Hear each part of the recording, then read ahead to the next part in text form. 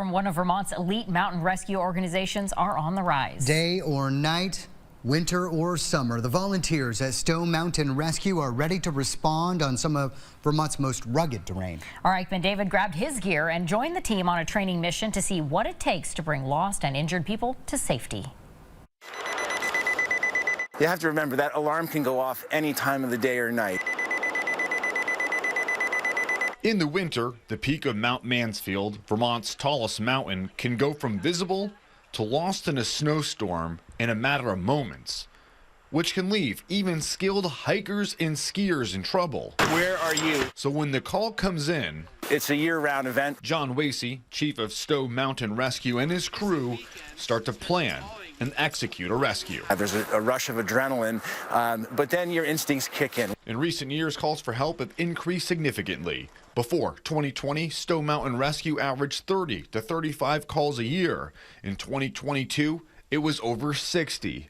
Stowe Mountain Rescue points to COVID as a reason for the rise in calls. More people who are, finding themselves cooped up inside due to COVID restrictions now want to get out and explore. On this day, it's just a training exercise. No chance for getting lost today. We're only going right up into the woods here a little bit. Joining the crew today is a group of future doctors. And we're not doctors. We're EMTs or advanced EMTs providing a certain level of care. Definitely keep your eyes peeled. Sarah Schlein is a professor of emergency management and leads a course on wilderness medicine. She brought her students and staff to see what Stowe Mountain Rescue is capable of. And the amount of skill and expertise and training and so much that goes into bringing a patient from the backcountry eventually into the doors of the hospital. The intent is to show all of you what happens pre-hospital. And with everyone ready, the exercise begins. This sound right here is my tone. I've got a 67-year-old male, ski accident, lower leg injury, extremely cold, has been in snow for a few hours. Every mission starts with loading up the proper gear. This is kind of the kit that we're going to bring into the field right now. And even though this is not a real emergency, the crew has to carry the dozens of pounds of gear needed to treat a patient and make sure every member of the rescue team stays safe. So it's not going to be easy either way. With the students following, the rescue crew enters the woods. On the hike in, Wasey says he goes over the plan in his head and what could go wrong. But now I start thinking about plan B and C. What happens if something goes sideways? What if the patient is in more critical shape than they really are? When the patient is located, rescue technician Stella Richards takes the lead. So as you approach the subject, the first thing you're doing is looking for life threats. Today, the patient is being played by another member of Stowe Mountain Rescue.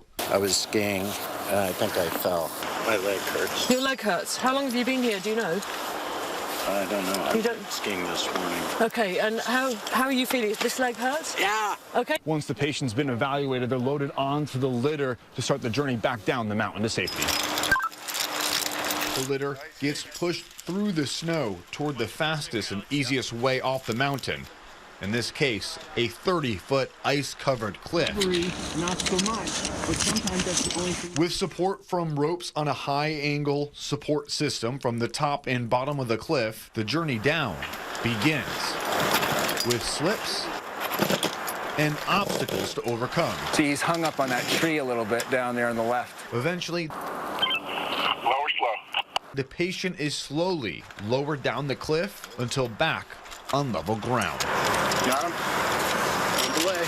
With that challenge complete, the crew unwraps their active patient and everyone finishes the hike back out of the woods. So what you just saw coming down the hill, we would take him all the way out to either a waiting ATV or to the ambulance. Wasey says this exercise was shorter than most of their actual rescues, but what the students saw was real. We did not fake anything there. It was all real tactics that we would use to extract a patient from somewhere in the backcountry, in the wilderness, in the wintertime. Just pretty amazed, impressed. Students who join the journey say they have a new appreciation and understanding moving forward. And we've kind of learned the medical side, but to see the teamwork side and the ropes aspect and the communication of a pretty highly functioning team was really impressive and exciting. Just being able to understand the scenarios that patients find themselves in, what they would be going through in those scenarios. Wasey's final message for people heading into the mountains is be prepared for the conditions,